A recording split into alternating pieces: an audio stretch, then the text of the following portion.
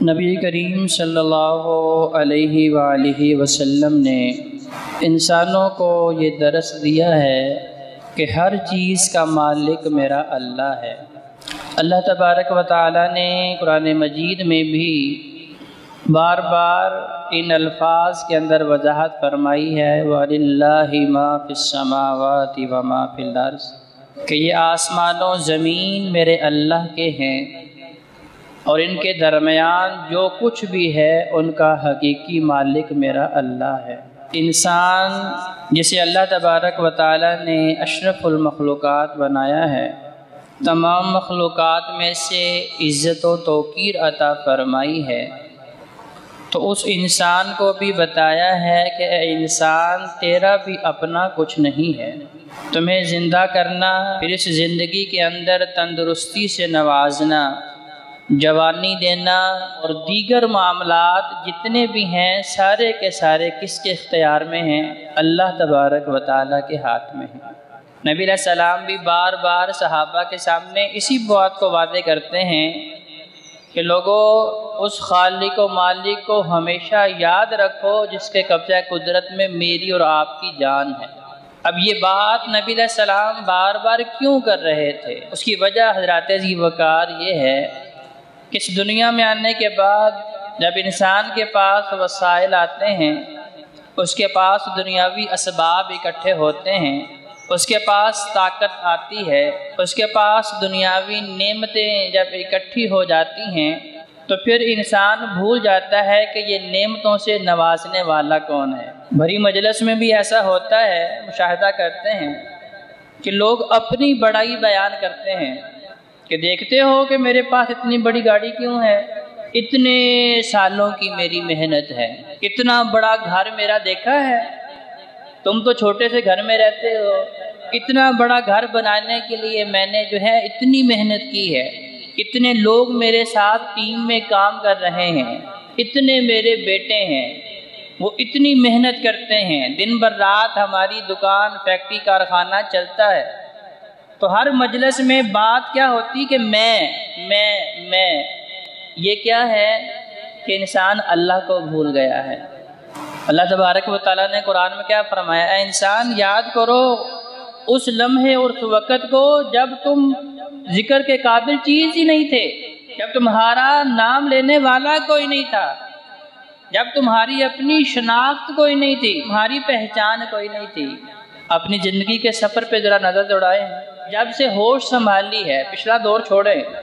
اس سے پہلے تو 100% میرا اللہ مجھے چلا رہا تھا، جب مجھے بولنا بھی نہیں آتا تھا، جب مجھے بتانا نہیں آتا تھا، جب میں اپنی ضروریات کسی کو بتانے کے قابل نہیں تھا، میرا اللہ اس وقت بھی میرا خیال رکھنے والا تھا، مجھے سردی گرمی سے حقیقی طور پہ بچانے والا میرا اللہ تھا، آفات بلیات مصیبتوں سے حادثات سے بچانے والا میرا اللہ تھا۔ لیکن اس لاشعوری عمر کو چھوڑیں، جب سے شعور سنبھالا ہے تب سے لے کے آج تک دیکھیں کہ ہمارے اس زندگی کے سفر میں کتنے لوگ تھے لیکن آج وہ اس دنیا کے اندر موجود نہیں ہیں۔ اپنا ذرا پڑھنے کا زمانہ سوچ لیں، دیکھ کہ جب ہم چھوٹے تھے، پہلا دن سکول کا تھا، کتنے بچے ہمارے ساتھ سکول جاتے تھے؟ ہماری کلاس میں بہت سے ایسے جو ہم سے زیادہ ذہین بھی تھے، لیکن آج ہمارے پاس جو کچھ ہے اس میدان میں وہ ہم سے اگر پیچھے ہیں یا کچھ لوگ ہم سے آگے نکل گئے ہیں تو آگے نکلنے والوں میں ان کا کمال نہیں ہے اور پیچھے رہنے والوں میں بھی ان کی جو ہے کوئی وجہ، یہ صرف اور صرف میرے اللہ کی تقسیم ہے۔ ابھی انسان ماں کے پیٹ میں ہوتا ہے تو اللہ تبارک و تعالیٰ چند چیزیں فرشتوں سے لکھوا دیتے ہیں، اس کی زندگی کتنی ہے، ہمیں موت سے ڈر لگتا ہے۔ نبی علیہ السلام نے فرمایا کہ دو چیزیں ایسی ہیں جن پہ انسان ہمیشہ حریص رہتا ہے، ایک مال کہ جتنا بھی ہو جائے انسان کہتا ہے کہ بس یہ بڑھتا ہی رہے، یہ ختم نہیں ہونا چاہیے، اور دوسرا فرمایا اس کی عمر